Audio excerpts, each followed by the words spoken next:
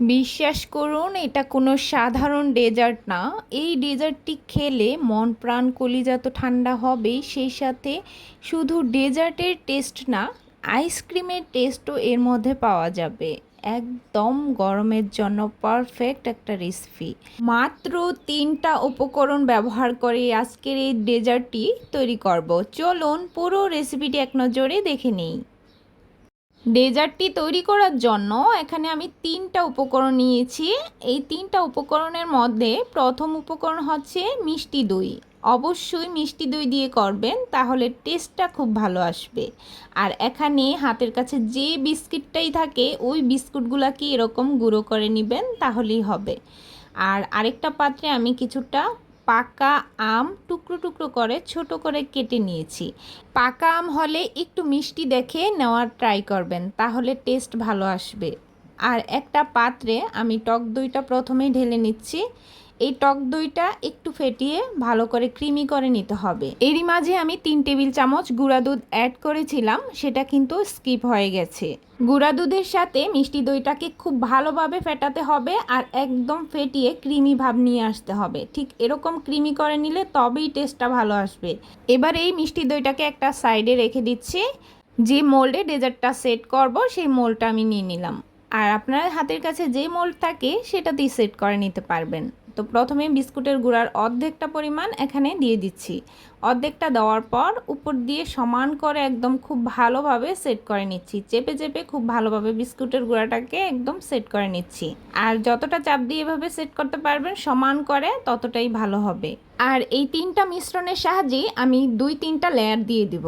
প্রথমে আমি বিস্কুটের গুঁড়াটা দিয়ে লেয়ার করে নিলাম, তারপর এর উপর দিয়ে টক দইয়ের মিশ্রণ কিছুটা দিয়ে দিলাম, মানে অর্ধেকটা মিশ্রণ এখানে দিয়ে দিচ্ছি।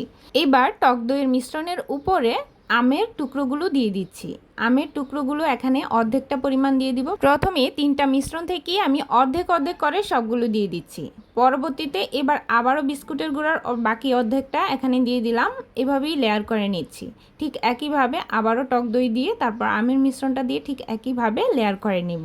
আর প্রতিটা লেয়ার দেওয়ার সাথে সাথেই এভাবে একটু চামচের সাহায্যে চেপে চেপে সমান করে নেবেন, তাহলে কিন্তু খুব ভালোভাবে সেট হয়ে যায়।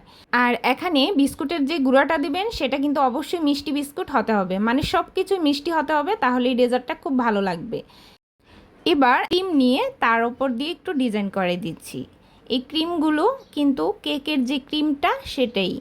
এই ক্রিমটা দিলে খেতে কিন্তু ভীষণ মজার হয়। এই ক্রিমটা দিয়ে অবশ্যই করার চেষ্টা করবেন, তাহলে কিন্তু যেই আইসক্রিমের টেস্টটা পাওয়া যায় সেটা কিন্তু এর মধ্যে পাওয়া যাবে। অতএব ডেজার্টের টেস্ট আর আইসক্রিমের টেস্ট দুটোই কিন্তু এর মধ্যে পাবেন। আচ্ছা, আপনারাই বলেন তো, এখানে কি খুব বেশি উপকরণ ব্যবহার করেছি, না হাতের কাছে নেই এরকম কোনো কিছু ব্যবহার করেছি? একদমই না। তো আমি কিন্তু এই যে হাতের কাছে থাকা আম, বিস্কিট, তারপরে দই, এগুলো কিন্তু আমাদের প্রায় অ্যাভেলেবেল থাকে। তো সেগুলো দিয়েই কিন্তু আজকের এই ডেজার্টটা তৈরি করলাম। খেতে কিন্তু ভীষণ মজার। তো উপর দিয়ে কিন্তু আমি একটু ডিজাইন করে নিলাম। আপনাদের ইচ্ছে মতো পছন্দ অনুযায়ী ডিজাইনটা অবশ্যই করে নেবেন। এর উপর দিয়ে একটু সুন্দর দেখা যাওয়ার জন্যই চেরি ফল দিয়ে দিচ্ছি। তো এগুলো জাস্ট অপশনাল, আপনারা চাইলে দিতে পারেন, না চাইলে না দিলেও চলবে। তো আমার আজকের এই ডেজার্ট রেসিপিটা কেমন লাগলো অবশ্যই কিন্তু কমেন্ট বক্সে জানাতে ভুলবেন না। লাইক আর শেয়ার করতেও কিন্তু ভুলবেন না। যদি চ্যানেলে নতুন হয়ে থাকেন চ্যানেলটি কিন্তু সাবস্ক্রাইব করে রাখতে পারেন। আর যদি আগে থেকেই করা থাকে তাহলে কিন্তু আপনাদের অসংখ্য ধন্যবাদ। এরকম আরও সহজ রেসিপিগুলো দেখতে চাইলে আমার চ্যানেলটি ঘুরে আসতে পারেন। আজকের মতো এ পর্যন্তই, টাটা।